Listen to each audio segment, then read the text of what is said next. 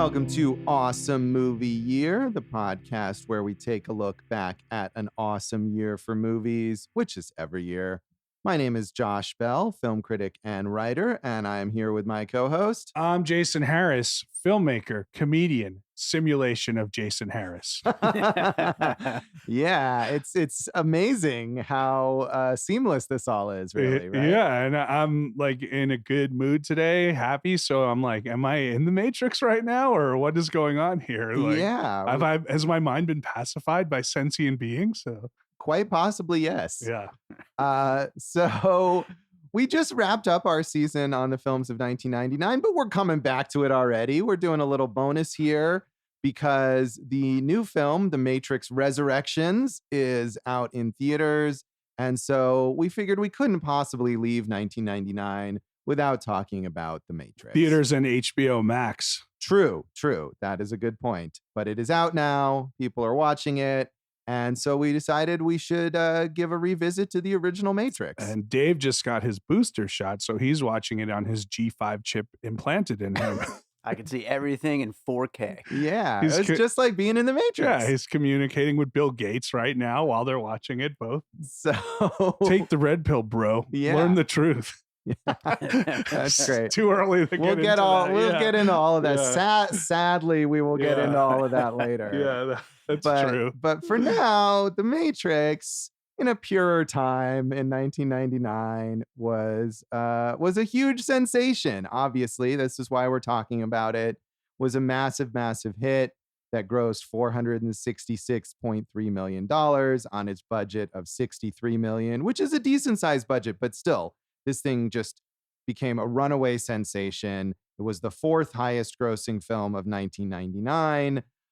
It won 4 Oscars, all 4 Oscars that it was nominated for, mostly technical stuff, but sound effects, editing, visual effects, of course, and editing, which is often an award that kind of rises above the sort of technical considerations. But all of those Oscars, it won. Yeah, hugely popular. It must have directed itself, and right. There must have.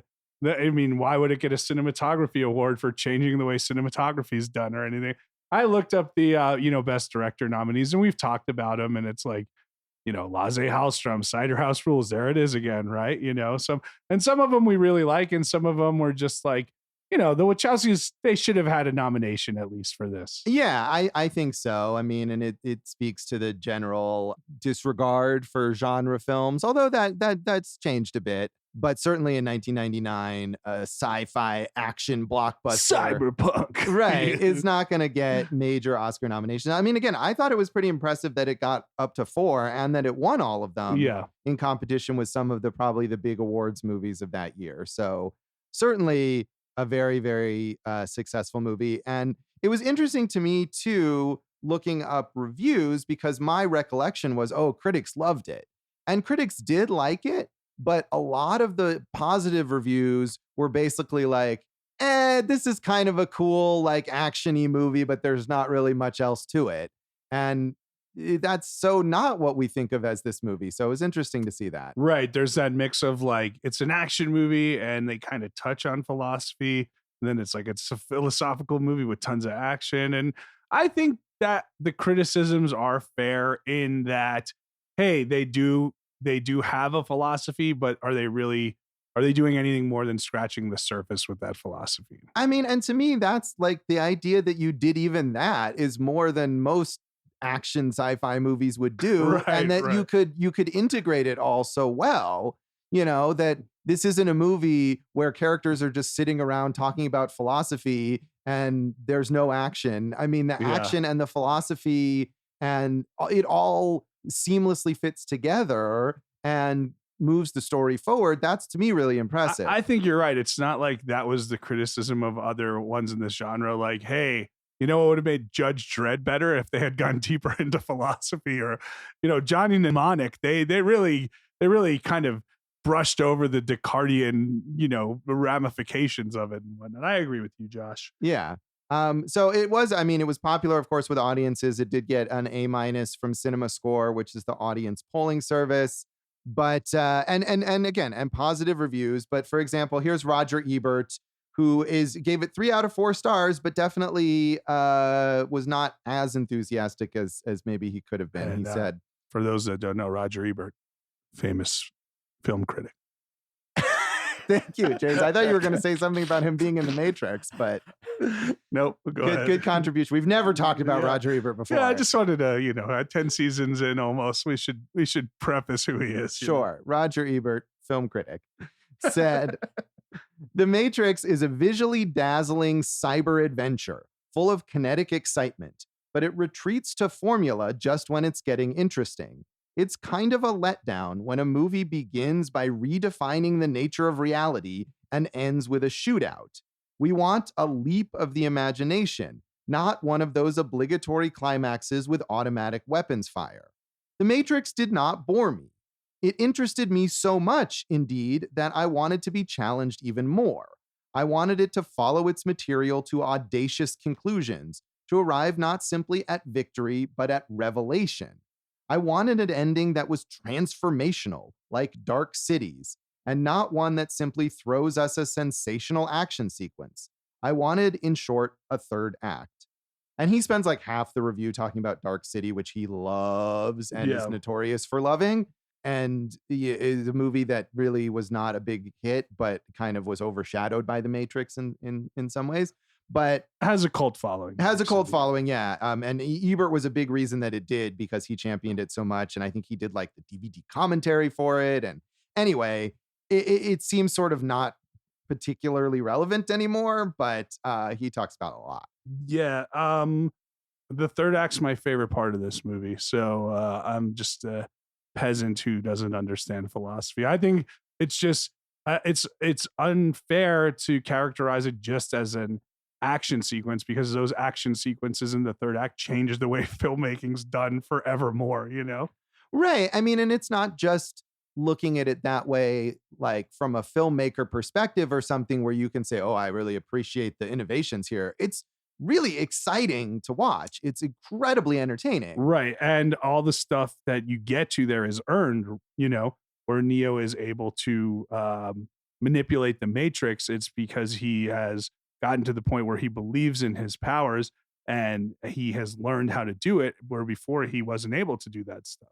Right. So the action sequence is facilitated by character development. Reinforces everything that they've built to. Yes. Right. And the philosophy and all of that. So yeah, I mean, again, I'll say this again. To me, what is so good about this movie is that not just that it has all those elements, but they all fit together and they all contribute to each other. And that's really impressive. You're right, buddy. Thank you.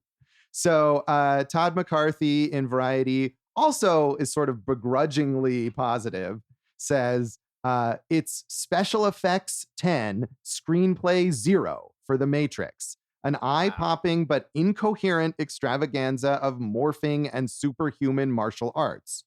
Ultra cool visuals that truly deliver something new to the sci-fi action lexicon will make this time-jumping thriller a must-see among genre fans, especially guys in their teens and 20s, for whom the script's pretentious mumbo-jumbo of undergraduate mythology, religious mysticism, and technobabble could even be a plus, rather than a dramatic liability. Warner Brothers looks to collect a tidy sum in all markets from this shrewdly packaged head trip. And I mean, he's not wrong that guys in their teens and 20s were big fans of this movie. I mean, that's what we all were when it came out. 0 is like really underestimating the quality of the screenplay, though. Yeah. I agree that certain things come off as maybe trite or we've seen it before, but I mean, like we talked about the usage of the philosophy, whether you think it is 100% effective or only partially effective, is not 0% effective. If this is 0, what is like your average straight to video schlock action movie script? Right. Yeah. To give it a 0, I think is really overly harsh. And yeah, maybe not everything is, maybe not all the dialogue is super sharp or the philosophy is simplified. But I mean, I think a lot of that is a strength, is that if the philosophy were more convoluted, it wouldn't engage the audience as much. And like you said, we were teenagers, 20s, whatever, when we first saw this.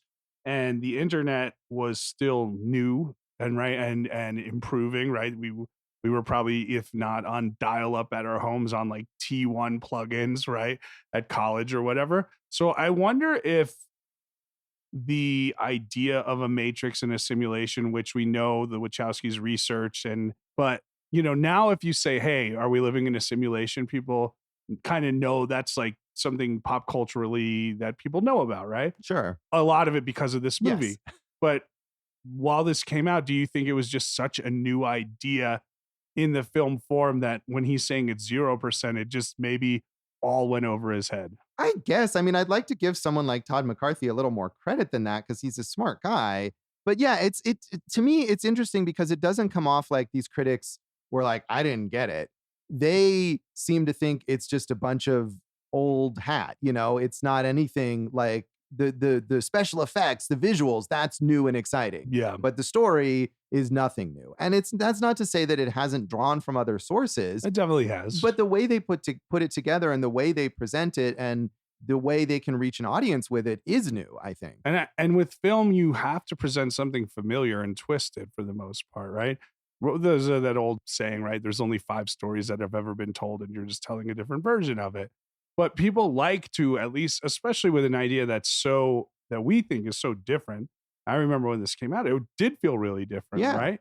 You need to have something familiar to grab onto in that point in time. Right. No, I agree. And again, it was sort of surprising to me how many of these, because I'm like, looking through Rotten Tomatoes or something and seeing all the positives. And yet I look at the full review and again, it's like begrudgingly positive. Are all the reviews you found from well-off white guys in their 50s? I mean, are virtually all film critics in 1999 well-off guys in their 50s? Yes. Well, I mean, that's kind of an interesting thing, right? They're probably on the side of the sentient beings. Yeah. Keep these people in the Matrix. That may be true. So on a more fully positive tip, Kenneth Turan in the LA Times said, a wildly cinematic, futuristic thriller that is determined to overpower the imagination, The Matrix combines traditional science fiction premises with spanking new visual technology in a way that almost defies description.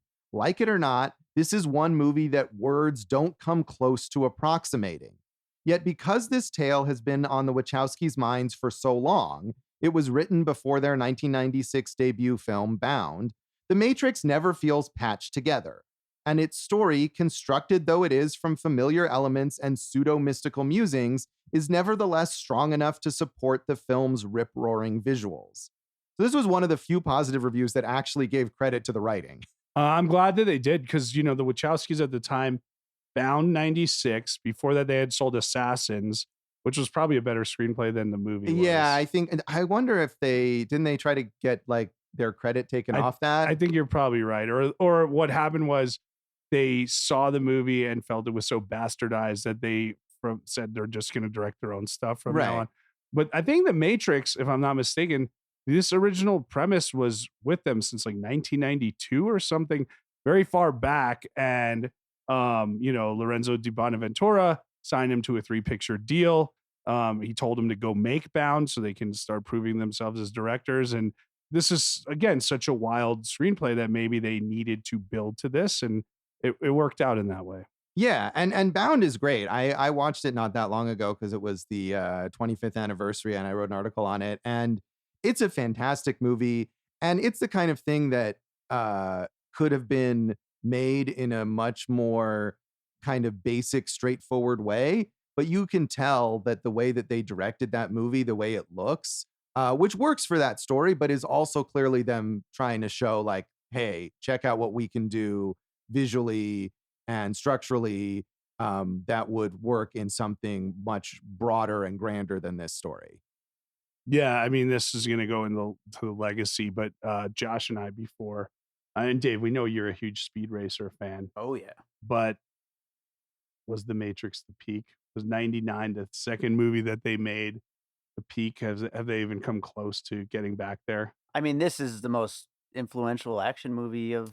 Okay, yeah, that's true. It's hard. It's hard to top was something. Star like Wars this. the Right? peak, Exactly. right? That's like that. But I mean, but even the sequels, right? Like Peter Jackson's gotten there again. I'd say, in different ways, and of course with the sequels. I don't think the Wachowskis have. Yeah. Yeah, maybe not, but I do love Speed Racer. Right. Yes, we're very clear on that, Dave. You love Speed I'll Racer. bring it up again later. Yes, we'll get into more of that in a little bit.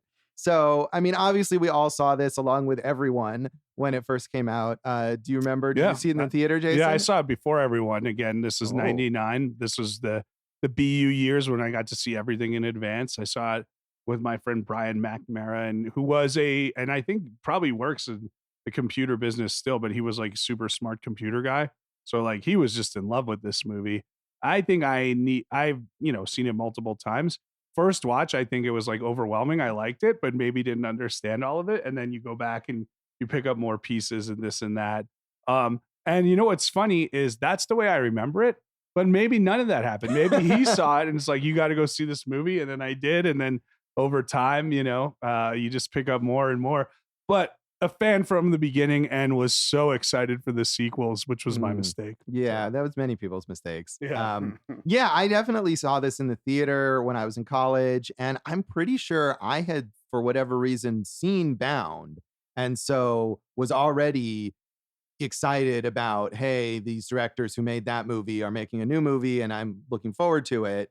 Because I had loved Bound and I owned it on VHS and everything. Yeah, Josh, we talked a lot in this season about like the blockbuster discoveries that I kind of pointed your way. Right. I remember you always being a fan of Bound. That was always one of your favorites. Yeah, and I don't know why or how I first saw that movie, but yeah, I definitely loved it. And so I remember seeing this in the theater. And I remember, I don't know if it was when I saw this or just around the same time when I went to the theater to see something else, but I saw my philosophy professor coming out of this movie and just talking about how awesome it was. That's cool. So did you guys talk about the philosophy of it? I mean, we were just in the theater lobby and I was like, oh, hey, what did you see? And they saw The Matrix and it was good. And then that was pretty much it. And we didn't talk about it in class or anything. That's what I meant. Did like you guys ever follow up? No. I mean, who knows if later on he ever included it in a philosophy class, but I think it was probably too new at that point to really include like on the syllabus. And was just like intro to philosophy where you cover like the major figures of Western philosophy? Yeah. I mean, I wasn't a philosophy major. I didn't really get much further than that, but I was taking that intro class and he was the professor, Professor Alexander George. And I think that was a sort of a validation in a way of, the nerdy college kids who went to see this cool action movie and, but also our philosophy professor. Yeah. I mean, I jokingly mentioned Descartes, but a lot of you can go layers and layers of philosophy in this and go back to that. And Descartes would be someone you would study in that intro to philosophy class. Yeah. And I'm sure we did. I'm sure that I don't remember. Therefore I am. Yeah. Oh, yeah. I wasn't super engaged with philosophy. I think I was taking that class mainly just to fill my schedule or whatever. But it was still, again, it was cool to have that sort of endorsement from the philosophy professor. So Dave, well, why didn't you get his review for this segment? I should have emailed him and said, do you remember how I was in your one class 22 years ago? Can you give me a movie review for my podcast? That would have been nice. Yeah. Dave. Much like Jason, I liked it, didn't love it in the theater. But I remember when I fell in love with it, it was my first time ever buying weed myself. And I went to this guy's apartment, this guy Levi, and he had it playing. It was also my first time ever seeing like a surround sound system in someone's house. And I ended up sitting there with him and watching it the whole time. And I was just like, this movie rules. That's something we lose now with like the legalization of weed, where you can just go into the Apple stores of weed. You don't sit with your drug dealer for 2 hours and learn about a movie while you get high together. But I want to correct you, Dave. I did really love it. I just didn't understand all of it. Gotcha. That's fair. So anything else you want to say about the background of this, Jason? Well, we kind of just mentioned that whole, the whole aspect of like this being such a different type of screenplay that it took a while to get on the screen. Lorenzo Di Bonaventura, Joel Silver, early fans of it. Studio kind of liked the script, didn't want to spend all that money, but then they agreed to this budget, and then they went and shot in Australia. And one cool anecdote from that Brian Raftery book, The Best Movie Year Ever, was that the studio, they went over budget, not a surprise, right? And the studio started saying, hey, here are the scenes we're going to cut. So when one day when the movie broke for lunch while they were filming, the Wachowskis went to their trailer, got like some burgers, did not come back to set. And eventually people were like, "Hey, are you coming back to set?" And they're like, "Well, if they're going to cut these scenes, then we don't have a movie. So you don't need us and you can get someone else to make this movie." And the editor, Zach Steinberg, who won the Oscar, kind of sent over some of the sequences to the studio. And they were like, "Oh yeah, well, we'll just give them the money because these guys know what they're doing." And they finished the movie. They power played the studio out, and it worked out for everybody. Yeah. I mean, and that's impressive because they're not first time directors, but obviously they're relatively unknown, unproven filmmakers. And to have that audacity and that confidence. And I think that's something that the Wachowskis have had like from the very beginning. And we'll talk again more about their other films, but like them or not, they are very uncompromising, and they've been that way from since before they were famous. Right. Their vision is their vision, and that's what they're doing. Yeah, which I certainly appreciate. So we'll come back then in a moment and talk about our general thoughts on The Matrix.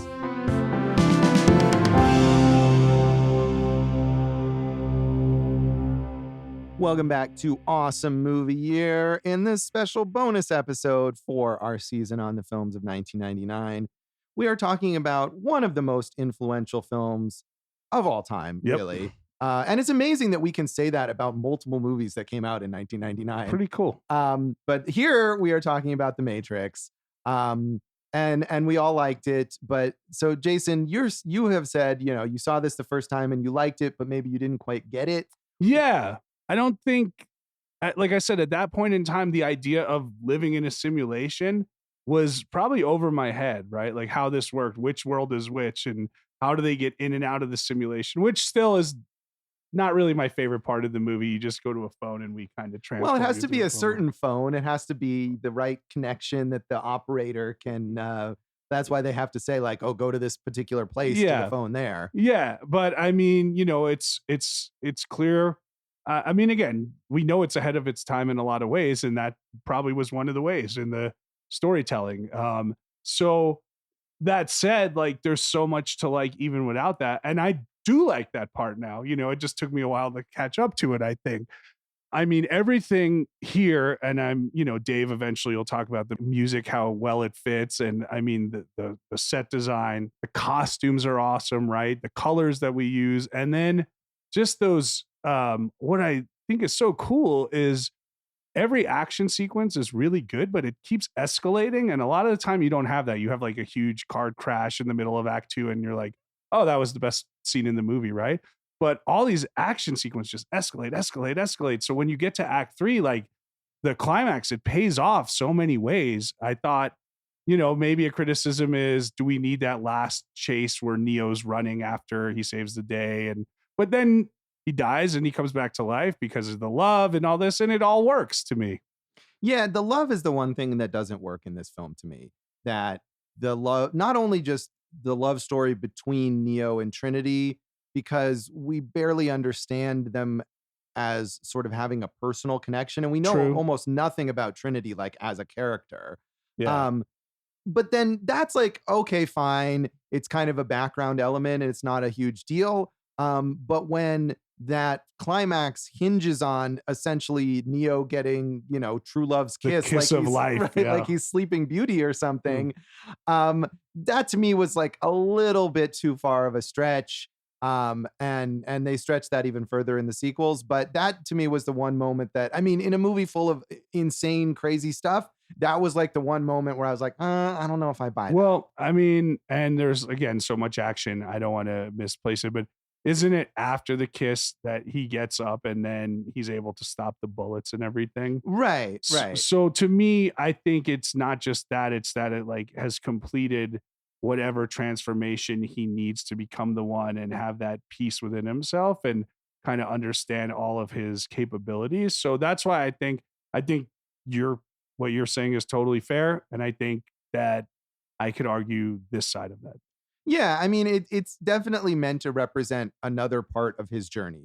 He accepts Morpheus's teachings and accepts his sort of destiny, and also then opens himself to the love of Trinity. And all of that is part of this kind of holistic journey that he's on to become the one. But you are right. There is no development of that love story. And, would an extra 10 minutes of that have helped the movie? Probably not. No. I mean, I don't necessarily want more of it. I mean, I felt like I could have almost done without it entirely. Yeah. And it weirdly devalues Trinity as a character because the movie opens with her. The movie opens with like, look at her and how badass she is. And that's a refreshing thing that, especially in 1999, you don't see as much.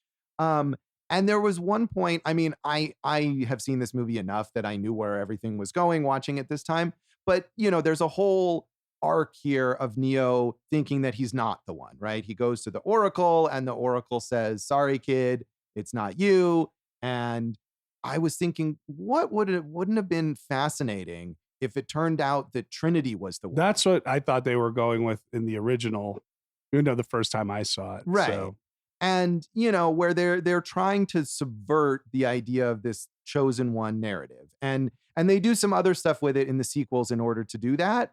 But to me, that would have been great. And it would have also been real development for Morpheus because his whole character is based on the idea that he spent his life searching for the one and he's certain that Neo is the one. And if it was like, hey, actually the real one was there in front of you all this time with this other person, I don't know. I felt like that could have been narratively more interesting. So why does that Oracle scene, other than there is no spoon that we call back, right? Why is that scene there for her to say, I mean, we know that she says you're going to have to sacrifice yourself or sacrifice Morpheus, but why does she tell him that he's not the one? Well, I think it goes to what you were just saying about him sort of having to self-actualize or whatever, that if she just tells him he's the one, then he believes it because she told him, but he has to believe it from inside himself. So he has to think that he's not the one and then come to feel that full confidence in being the one from himself and not from some external source. It's very Mr. Miyagi. Karate here, karate here. Not karate here, Josh. So yeah. Pointing to my head and my heart. Right. Yeah. That's a great visual for our listeners. Well, that's why I mentioned it. So, Josh, yeah, I mean, one thing that threw me off in Act 1, which I think, again, is very fun and like The Office is very Fight Clubby and everything like that, right, is the opening sequence that you mentioned, which is very cool, where they're chasing Trinity and they need to get to Trinity, right? And then the agents implant that bug inside of Neo, so now they can follow him. And then Trinity says, meet me at, Adams Street or whatever. And then Neo goes to Adams Street, but there are no agents there. If they have a bug inside of him, aren't they able to hear and follow him at this point? Well, they show up eventually, right? I mean, she's trying to get the bug out of him while they're in a car chase, right? Isn't that what happens? I thought they take the bug out. You might be right. No, they're in that car chase with and I forget her name, the blonde. Yeah. Take your shirt off. She says and to him. She's driving while Trinity is in the back getting the bug. So I think you may be right that they don't show up immediately.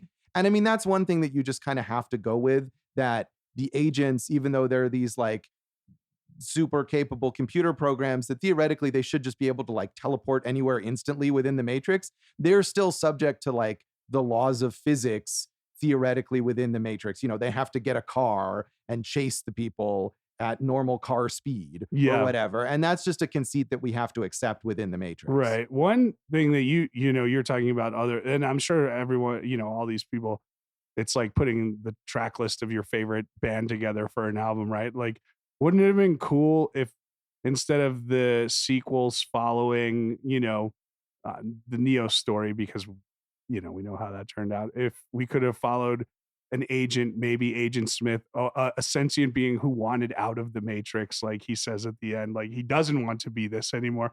I think that could have been an awesome spin-off of this whole thing. Yeah, well, I mean, you do get some of that in the sequels, in that there are new program characters that we meet who are rebelling against the Matrix or siding with the humans and stuff. And it's an interesting idea that I feel like doesn't really quite come off in the sequels.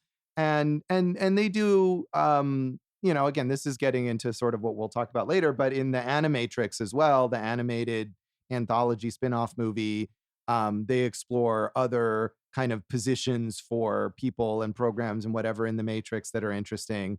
But I mean, this movie was so popular, and it was so popular because of the story of Neo and Trinity and Morpheus, that obviously any sequel that was ever going to be made would have to follow those characters and their story. And I'm not against that. I wanted it to be, like we said, Lord of the Rings quality, and it was Matrix sequels quality. Yes, yes. But look, and you know, it's our nature to go like, well, what could have been, but like, again, there's so many good things in this movie, and we all pretty much love this one. Oh yeah, absolutely, absolutely. And I mean, really, my thoughts on like what could have been were really triggered by that one thing that I think doesn't work, which is the love story, and that makes me think about how is Trinity treated as a character, and takes me on that journey of what if we did this with her instead.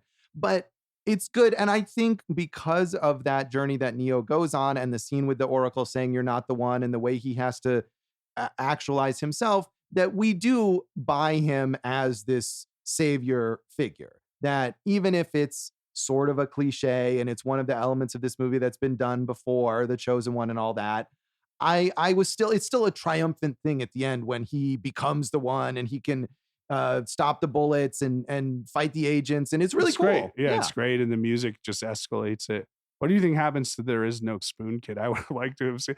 He's clearly ahead of a lot of people with his abilities. I would like to see what happens with that kid too. Yeah, all those other and that's the funny thing too. So because Neo goes to the Oracle to find out if he's the one, and he sits in the like waiting room with all the other potential ones, and they're all kids except Neo. And so adult Neo is like, "Ha, kids, I'm the one, you suck." Yeah, but then he thinks he's not the one. Well, right, but it turns out he is, and because he is, it means all those kids are not the one. But that kid, you know, There Is No Spoon, Yeah. is understanding things on a different level. True. So even if he's not the one, he could still be of use in other ways. He could right? be. Sadly, we never get to find out. Yeah, about but that. I mean, that's just such a fun little callback. You know, there is no spoon. You know, Right. he just realizes it, and you know, Keanu Reeves at this time, his career was kind of swinging down, shall we say? Yeah, And this, a little bit. This totally lifted him up. And you know, I look over all the potential casting, and no one could have done Neo, right? Yeah, I mean, Keanu Reeves is great. I mean, and this was a time he's so beloved now, but this was a time when he still got a lot of criticism for his acting. And I still think, as great as Keanu is as a person, he is a limited actor. But I think in the parts that he's right for, he's really good. And Neo is a part that he's fully right for. Yeah, actually, let me tell you the names I read. Dave, can we have some alternate casting music? Wow, that was a Alternate good one casting. right there. Yeah, Nice work. Very Matrixy. Yeah. Well, we talked about it in Wild Wild West. Will Smith turned the part down. He said he was not a mature enough actor and wouldn't have been right, which is cool of him to say, but instead he made Wild Wild West, which wasn't as cool. Yeah, no, definitely not a mature role in Wild Wild West there. Nicolas Cage, that could have been fun. It would have been a different. I am the one, you know? Yeah. And then, you know, Brad Pitt, he probably would have been great. Although I think Brad Pitt gets better with age. You know, he's like a fine wine. Right. Well, we talked about how good he is in Fight Club. Yeah. Yeah. So he had his good year. Val Yeah. Kilmer, the movie probably wouldn't have ever gotten made because I thought Val Kilmer was going to be Morpheus. Yeah, they did mention him for that. And then in that book, they mentioned that the Wachowskis met with Val Kilmer, and within 2 minutes, they knew he was wrong for the movie because he tried to convince him that Morpheus should be the main character and it should revolve around him. Yeah. Which, hey, could have been a cool story. It just Well, wasn't yeah, their but story. it's not about that. It's about Val Yeah. Kilmer wanting to be the main character. Yeah, Leonardo DiCaprio, I think, would have obviously in that age range, but was he mature enough? I don't feel know. like he was maybe a little young for it at Right, the time. Yeah. Right. And then Johnny Depp almost got it. He would have been good. We know that. And then they were going to rewrite it for Sandra Bullock, which would have been cool, I think. That would have been interesting. And I think, you know, going a bit to what I was saying about what if Trinity was the one. So, yeah, interesting. But I think, this is like the perfect part for Keanu. Yeah, right. And he's done it twice now, right? This and John Wick. Oh, right. I was going to say, no, he's done 3 Matrices. No, I'm saying, Right. well, I mean, he's kind of had, he's had like 4 perfect roles for him over his career, right? Bill and Ted, John Wick, this, and Point Break, I'd say. All right. That's fair. Yeah. Yeah. That is fair. But I think that's the thing about Keanu is that when he finds that right role, Yeah, he's perfect. really sinks his teeth into it. Yeah, he does. Morpheus, other than Kilmer, Samuel L. Jackson, we know is great. Yeah. Gary Oldman, That always would've been great. interesting, They're all yeah, great. And yeah. Fishburne just really eats it up. He's great in this too. He is. He's so good. And he is the one who's saddled with all of that exposition in the middle of the movie, which I think is handled incredibly well. And the way they visualize it all, it doesn't feel just like him giving a lecture. But that's a tough thing for an actor to make emotionally resonant. And he does a good job with Yeah, it. and that's where some of those criticisms are in the philosophy where he's spouting it. But what he said is, as people were reading the script and they didn't really understand it, he said he understood it very clearly, and I think that confidence comes off in his performance. Yeah, and he has this maturity. I was looking things up for this, and would not have guessed that he's only 3 years older than Keanu Reeves. Yeah, and he he looks comes off as older. such as, and not just that he looks old, but he just has Mature. this wisdom. Yeah, Yeah. yeah, exactly. Trinity, well, we know Jada Pinkett Smith did audition. She said she didn't have the chemistry with Keanu. What if it was Will Smith and Jada Pinkett Smith as the stars here? But she was in the sequels as Yes. Niobe, right? Yeah. Selma Hayek. I don't think this would have been good. Yeah. And do you know who was offered the role but had to turn it down? Janet Jackson. Wow. Yeah. Yeah, I don't know about. I feel like, I mean, Carrie-Anne Moss, and we'll talk about, never became a huge star, but she's great in this role. That is one of the things I think she could be. She had this come out now, and you look at like a Charlize Theron and her career as an action hero, and even like Angelina Jolie a little bit. I think Carrie-Anne Moss today, if this had come out, would be like one of those really good female action stars who could have kept that level going and everything. Yeah, no, I think she could have, and she's great in this. I mean, the casting overall, like Joey Pants, come on, they love Joey Pants. they you know do, that, yes, so, yeah. But I mean, he's great as Cypher, the guy who betrays them, and because you believe, like, obviously Joey Pants is great at being sleazy. Yeah, he's always sleazy. Yeah, but you believe his like honest motivation, desire to just be in the Matrix, because they've set up the whole dichotomy really, really well between those two worlds, and you understand why he would do something like that. So, I mean, obviously he's not going to come back, but in a way it's disappointing that he's not in the sequels because he's such a good character. Yeah, the only other one that I had read was and I just like talking about this, so I'm not going to keep going, but like the other one was for Agent Smith, Jean Reno, who is very cool.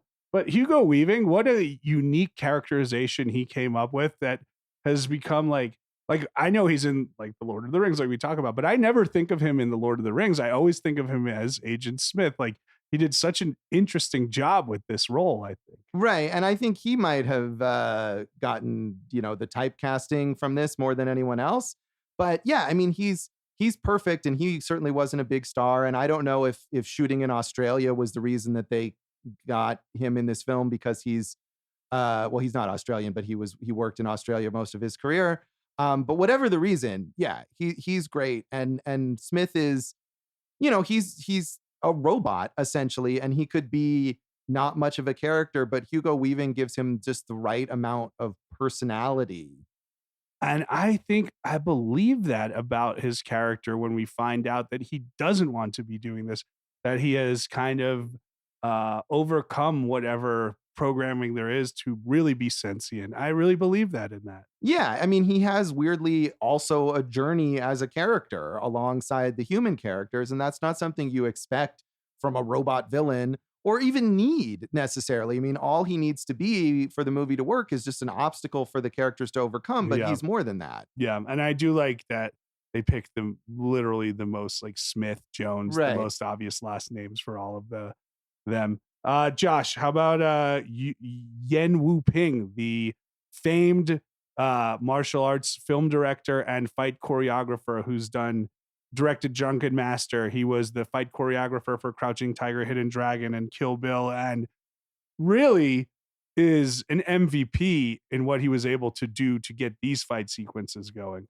Yeah, I mean, that's the key thing, is that combination of the special effects and influences from sci-fi movies and comic books that the American viewers would have been probably pretty familiar with, but also all that martial arts and the use of the wire stunts and stuff that are from Chinese and Japanese martial arts films and Japanese action films and anime and all this stuff that the Wachowskis were deeply into, but Right. that mainstream American audiences probably, I mean, are far more so now, but weren't that familiar with And in 1999. I was not. I Yeah. admit it. I was not. That all looked really new to me. Right. And then like when we covered Old Boy, right? When we talked about that great train tracking shot, it's interesting because this was influenced by, all the types of films you've said. And then, you look at this sequence in here where they're fighting in the lobby and in the train station, and they break up the tracking shot, but you see that influence moving back towards Asian cinema as well. Right. And it's definitely a conversation. I mean,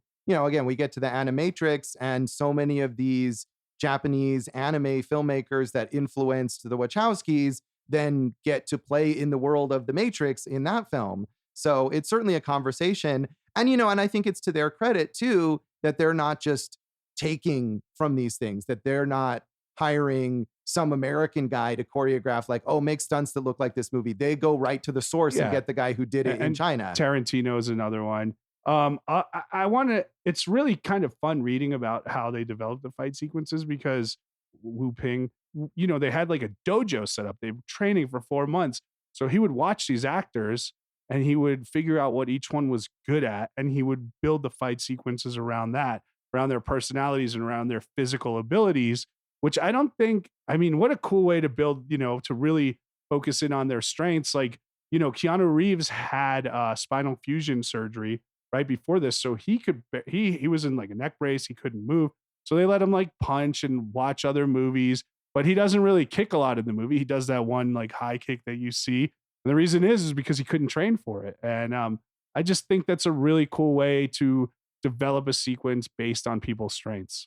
Yeah, and it gives him a unique fighting style, and you see that especially like in that climax when he's finally the one, and he's sort of slowly fighting off Agent Smith and just moving his arm very gracefully or whatever, and that's the kind of thing that doesn't require a lot of spinal movement or whatever, but it really expresses the mastery that Neo now has over the Matrix and over fighting. Yeah. Do you have any favorite sequences? I mean, we've talked about a lot of them, but yeah, I mean the lobby shootout is just amazing. The shot, just a single shot that's looking up at the helicopter and you just see the rain of bullet casings is, I mean, that's like an iconic shot, but to me that's just is still just, it's something that visually, and I mean, maybe it was a quote from some film that I've never seen, but to me, it's just visually like, no one else would have done that. And that's what I love. Yeah. I mean, so to go back to that lobby sequence you're talking about where Trinity jumps off the wall, right? And she injured herself on that. And, it's interesting that they made these actors pretty much do all of their own stunts or as much as possible. And she was physically really unable to. And then she pulled it off in like one perfect take, right? And sometimes that's what it takes. But you're talking about that. I mean, obviously we have to talk about bullet time, which became one of the essential and most, whether it's ripped off or influential, like everyone does bullet time since the Matrix did bullet time, which was, took them a long time to figure out how to do that with like hundreds of still cameras and green screen. And we're going to be moving this camera, a motion camera while we're taking still pictures. Like really incredible the way they did that. Yeah, it is. And I feel like weirdly, that's one of the things that's like maybe not quite as impressive when you watch it now because it's been ripped off and it's been used in so many things that are not good. Right. But just the straight action, the more traditional stunts and whatever, all of that is just, and the way it's shot too, it's always clear who is where and who is doing what and where, what are the characters sort of who's got the advantage and things like that often are lost in action movies, especially ones that are so special effects driven. And they always hold on to that. I mentioned the set design, and I know they tried to do as much in like real locations as possible. So, the train station, for instance, looks and feels real, even though maybe it's not, I thought the set design was really important to giving this kind of grimy feel of what is not good about the Matrix, Right. And you want to look at, I mean, they shot it in Australia, in Sydney, but it needs to look like it could be anywhere. I felt it looked like Los Angeles to me. Right. But I think that's what's good is that you could say, oh, it looks like Los Angeles, or oh, it looks like Chicago. It looks like It's a city. They it's built a a city, right? right? Exactly, and that's what it's meant to be. So I think that comes off well.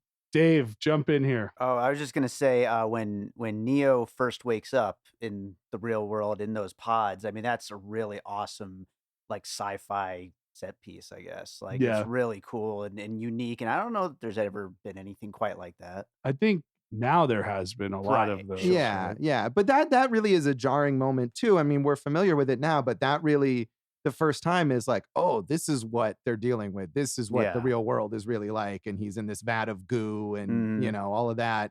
When we just saw him as this cool kung fu fighting guy or whatever. Yeah, all of that stuff is great. That sequence, I think they shot that last, and Keanu Reeves lost like 15 pounds. He shaved his entire body, and he said people wouldn't make eye contact with him because it's off-putting. It's weird. Well, guess. especially I Yeah. feel like more than anything, if you have no eyebrows, that looks weird. You could Yeah. shave basically everything else, but the eyebrows is what does And it. I mean, Keanu Reeves, he's pretty much looked the same his whole career, right? Yeah. So if you're looking at him and he's just a hairless man in every way, I could see how that could just be like, what is happening right now? Right. So Jason, would you take the red pill or the blue pill?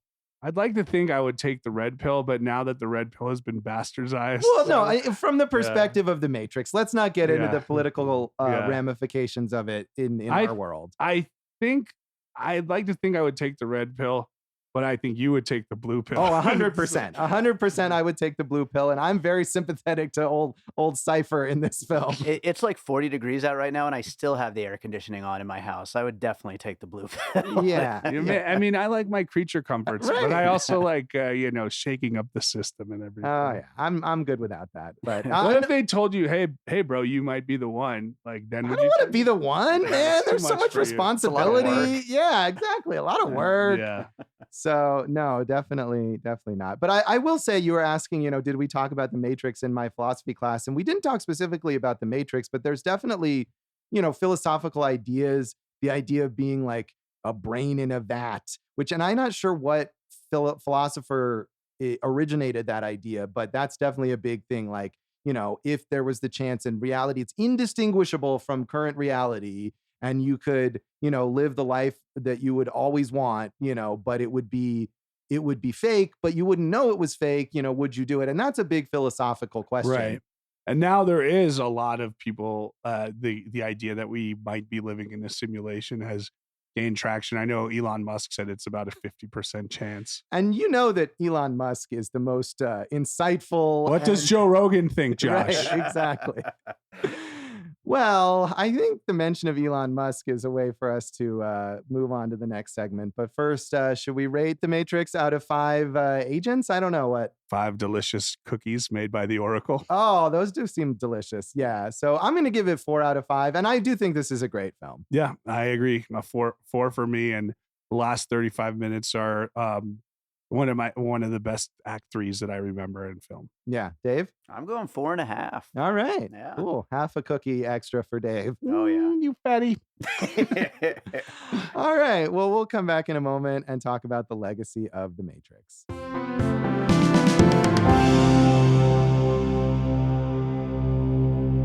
Welcome back to Awesome Movie Year in this special bonus episode for our season on the films of 1999. We are talking about The Matrix, and for the legacy, I mean, given when this is coming out, maybe we should start with The Matrix Resurrections, the new film that is out now, but that none of us have seen yet. Well, it's out.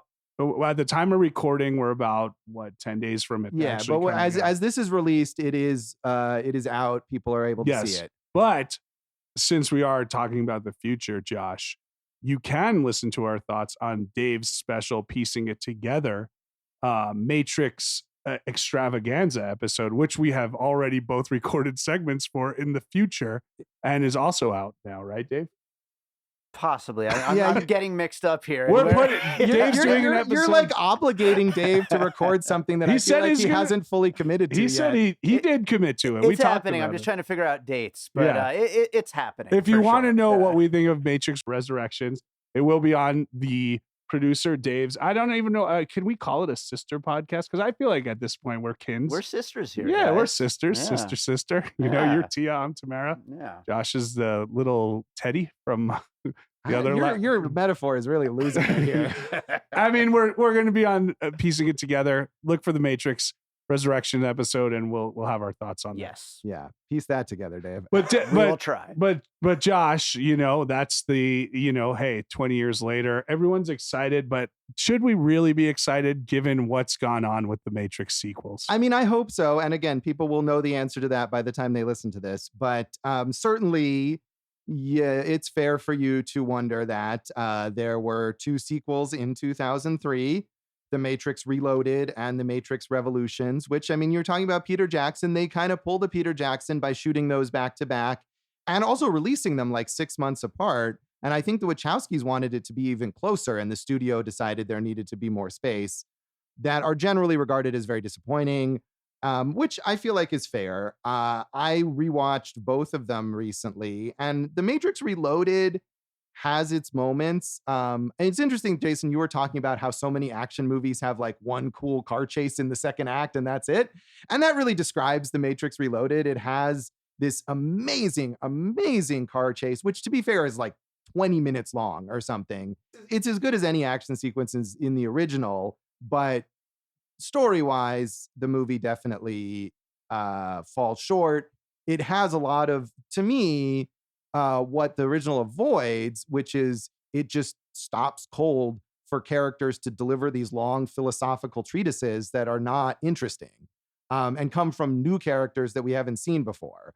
So that's disappointing. The Matrix Revolutions, I feel like, is super disappointing, is barely even goes into the Matrix. It's almost all about Zion, which is much better as an idea in the original than it is when they finally show it to you in the sequels.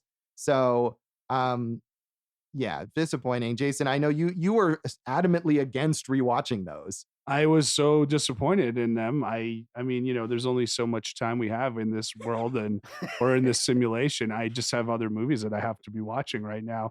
And I remember just disliking them so much, and they're long. They're not, you know. Yeah, they're about as long as the original. They're not longer, at least. Josh, I have a question for you about this. Okay? Yeah. Now, and you know, we've talked about trilogies on this show before, and obviously Lord of the Rings. Now, Lord of the Rings, when they developed it, right? Peter Jackson had developed the idea of making 3 movies based on this material that already existed. The Matrix is something the Wachowskis came up with. And as far as I know, they were just going to make The Matrix, and then it became so popular that they did these 2 sequels.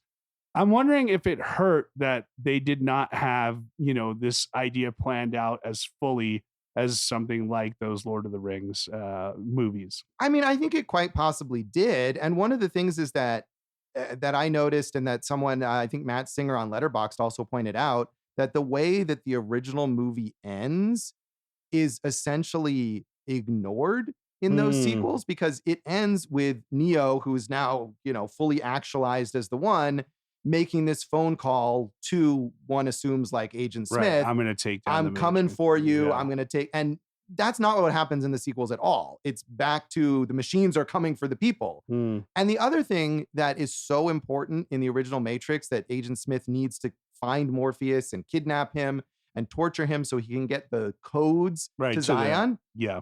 Never mentioned again. The machines are able to invade Zion without the codes. Their codes never come up. It's not important at all. So it definitely feels like, yeah, it really feels like they, you know, they put those things in the original, not thinking that they would need to be followed up on.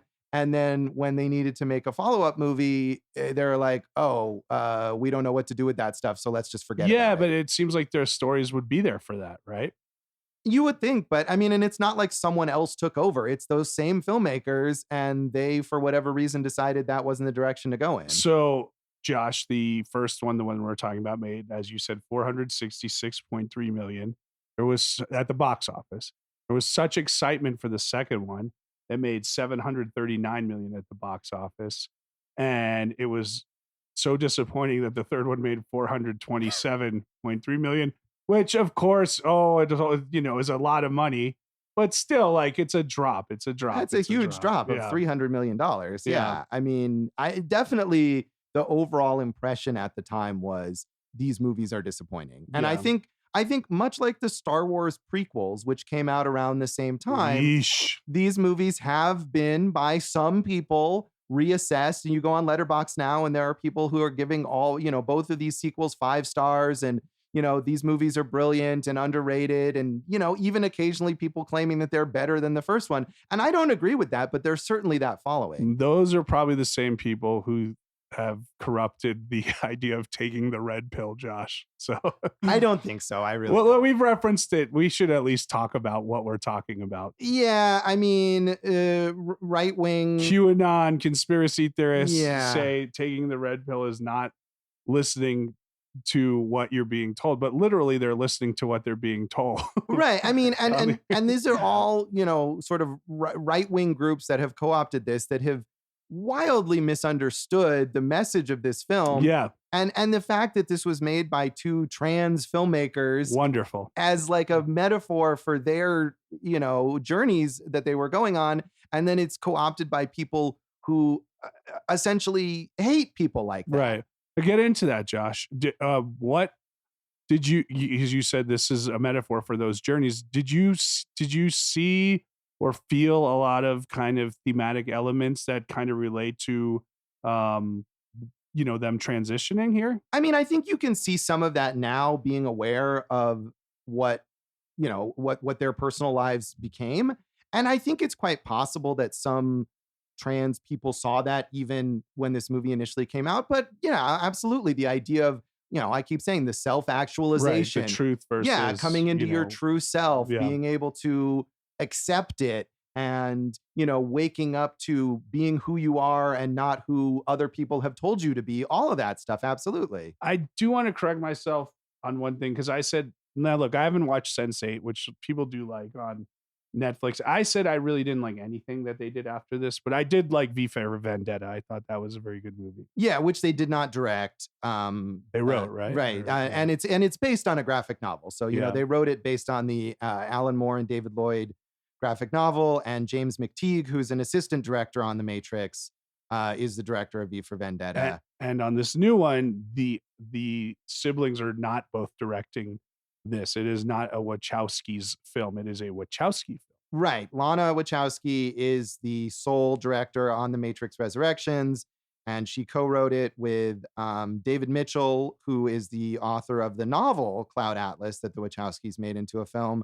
And there's another co-writer, I forget who that is. But yeah, I mean, if we kind of skip ahead, they have, it seems amicably kind of split up in terms of their artistic interests, with Lana sticking with this sci-fi grand world building. She was the sole showrunner on the 2nd season of Sense8. She's the sole director on The Matrix Resurrections, whereas Lilly has gone into this more grounded comedy drama world, working on the show Work in Progress with Abby McEnany, I think is how you pronounce her name. Highly acclaimed show. Yes, on Showtime. But it's, it's this kind of grounded relationship dramedy. It seems like it's a far cry from what we've expected from the Wachowskis. But if we're talking about, we talked about the journey of transitioning. That's all about trans comedian. Is that correct?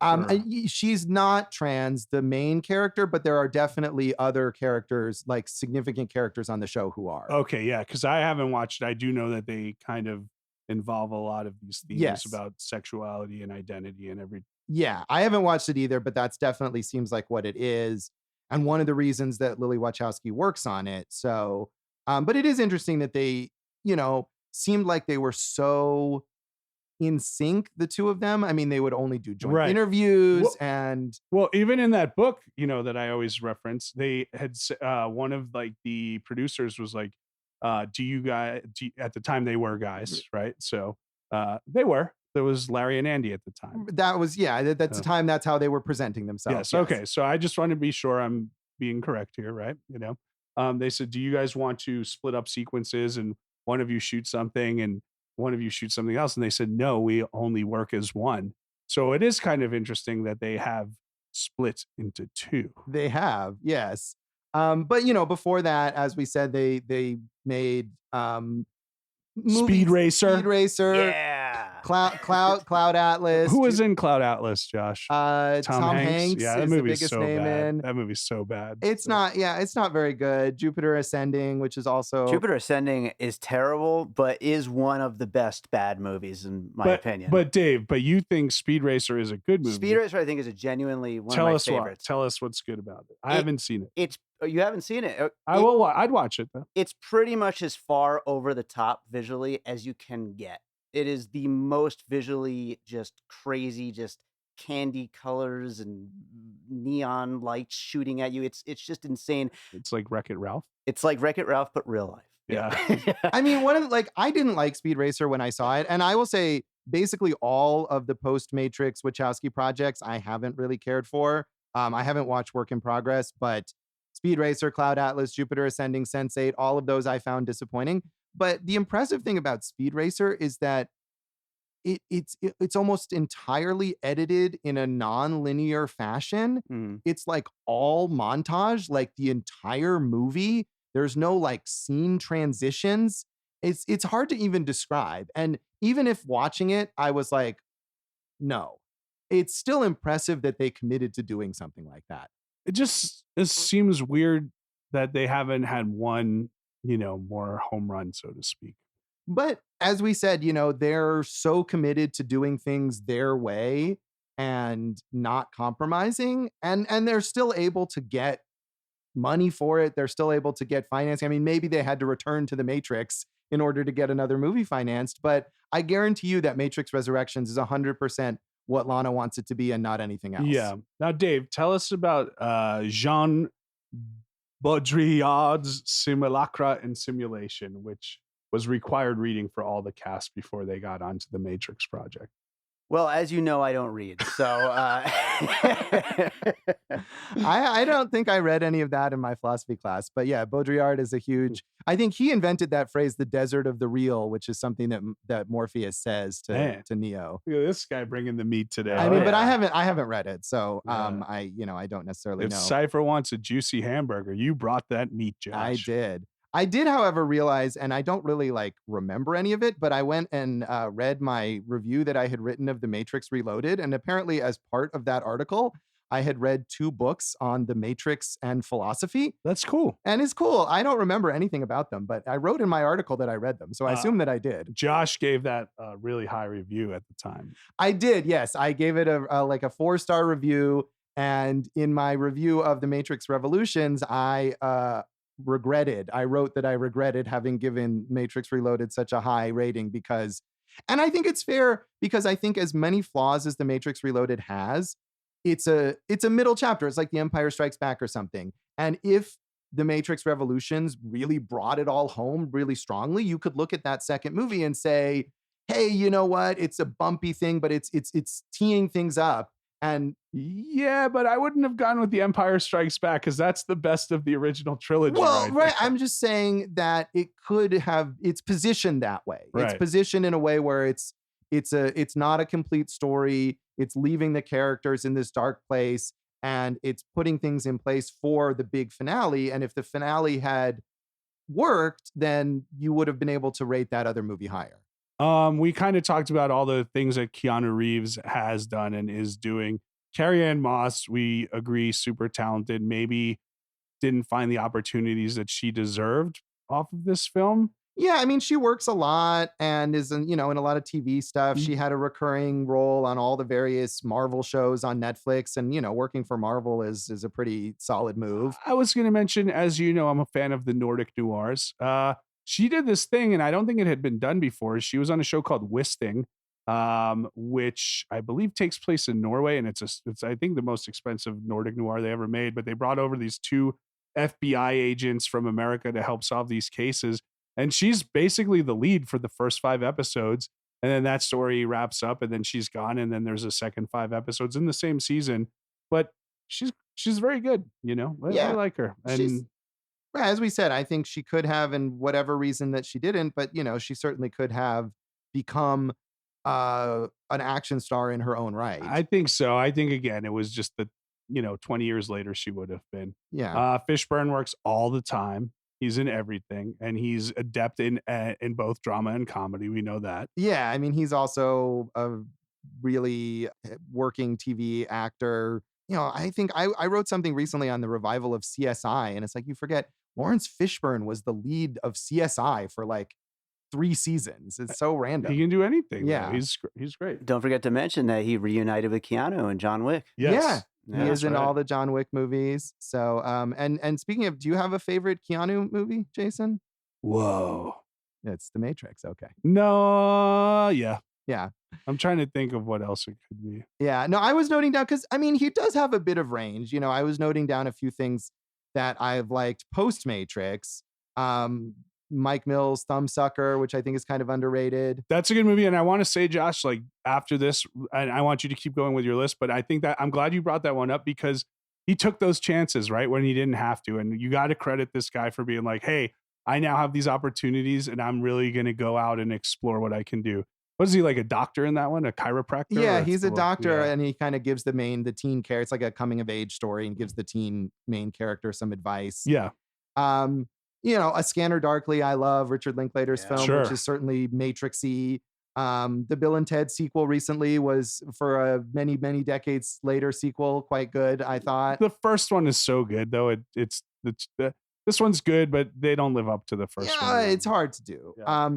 And a smaller movie and a part that's sort of not necessarily 100% in his wheelhouse, Destination Wedding with him and Winona Ryder, which is this kind of dark comedy where he plays this very like cynical character. And it seems outside of Keanu's range, but he does a good job of it. And of course, he and Winona Ryder have great chemistry So together. Josh, you're not feeling Minnesota? I've never seen that. Have Me you? neither. Okay. No, but no, you mentioned some good ones. Bill and Ted is, again, it's as iconic to me as The Matrix. Dave, do you have a favorite Keanu Reeves movie I feel like that you mention in every episode we do of Piecing It Together? What are you talking about, John Wick? Oh, okay. Who knew? Specifically, John Wick Chapter 3, by the way. That's my favorite. Cool.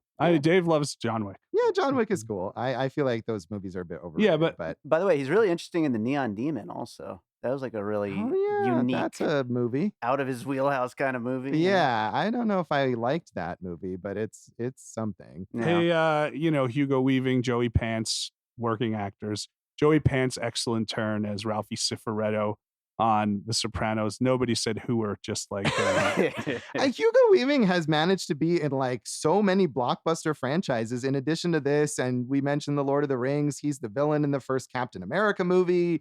He's a voice in the Transformers movies. He was V in V for Vendetta. I mean, that's pretty amazing. And I have to say, just randomly recently, I watched the not particularly beloved Joseph Gordon-Levitt series, Mr. Corman, on Apple TV Plus, which I quite liked. And there's one episode where Joseph Gordon-Levitt's character hangs out with his father, who's this kind of drunken ne'er-do-well who really abandoned him. And the whole episode, I'm like, man, this guy is good. Who plays his dad? And it was Hugo Weaving. That's it was fantastic. So different from anything we've seen him do. Dave, you are our resident video game expert. Have you either played one, any of these Matrix video games, and two, Keanu is the voice of Cyberpunk's 2077, right? I have not played any of them, but definitely Enter the Matrix has like a huge cult following. That was like the big online game that is considered to be canon for these movies. And then just this week, at the time of this recording, they just unveiled this like really cool thing, The Matrix Awakenings. I don't know if you guys saw this, but it's a demo essentially of the new Unreal Engine 5, which is what they build games in nowadays. It basically looks like 100% like a real movie. It's the most impressive thing I think I've seen in the world of video games in forever. And it's a total Matrix scenario. Is it, so it's a demo, like, can you play it or playable. you just watch it? It's totally playable, but it just feels like you're in a movie while you're, and I just watched, it's like a 15-minute playthrough you can watch on YouTube. It looks incredible. Oh, nice. Yeah, I mean, neither of us, Jason, we're not video gamers, so this is all kind of lost on us. No, but Josh, you did see Keanu, right? By Key and Peele? Oh, yeah, but, that's just a movie about a cat. Yeah, I bet it's named Keanu. It is named Keanu. Sure. That is true. One other legacy thing I want to mention is the stunt performers. I mean, we talked about Yuen Wu Ping, but Chad Stahelski, who went on to direct the Sure. John Wick movies, Yeah. was Keanu Reeves' stunt double in this film, and that's where they first connected and led to those movies. And Nash Edgerton as well is a stunt performer in this film who's gone on to become a director, a writer, director, and actor. So, I mean, just so much talent that came out of these films is amazing. Agreed. Is anything else on the legacy you want to mention? There's a new one coming out. Yeah, we did say that. Oh, okay. Then I'm good. Yeah. Okay, thank you, Jason. So that's The Matrix, and that's this episode of Awesome Movie Year. You can follow us in The Matrix. Yeah, all over The Matrix. But if we're actually in The Matrix, and what you're following us on, is that a Matrix inside of The Matrix? Whoa. Yeah. We are all over social. I'm Jason Harris Comedy or Jay Harris Comedy on any of your favorite socials. Go for Jason is not in The Matrix because it's such a bad website. AwesomeMovieYear.com. That's a serviceable website. Awesome Movie Year on Facebook and Instagram. Awesome Movie Pod on Twitter. JoshBellHatesEverything.com is my also not great website. There might be some Matrix content on there from a long ass time ago. Josh Bell Hates Everything on Facebook and at Signal Bleed on Twitter. And as we said, listen to our producer David Rosen's awesome podcast, Piecing It Together. Check out Piecing It Together wherever you listen to podcasts, and follow us on social media at Piecing Pod, and join our own little Matrix, the Popcorn and Puzzle Pieces Facebook group. So, Jason, we have another bonus coming up. What is next? Josh, we're full of holiday goodness, and we had one more we have to do. We've talked about it. 2003 was filled with holiday cheer in the form of films. And this is the last one we want to cover for now. It's called Love Actually, and actually, people love it. So tune in next time for Love Actually. And thanks for listening to Awesome Movie Year. Thank you for listening to Awesome Movie Year. Make sure to follow Awesome Movie Year on Facebook, at Awesome Movie Pod on Twitter, and at Awesome Movie Year on Instagram. And if you like the show, review us and rate us with 5 stars on Apple Podcasts.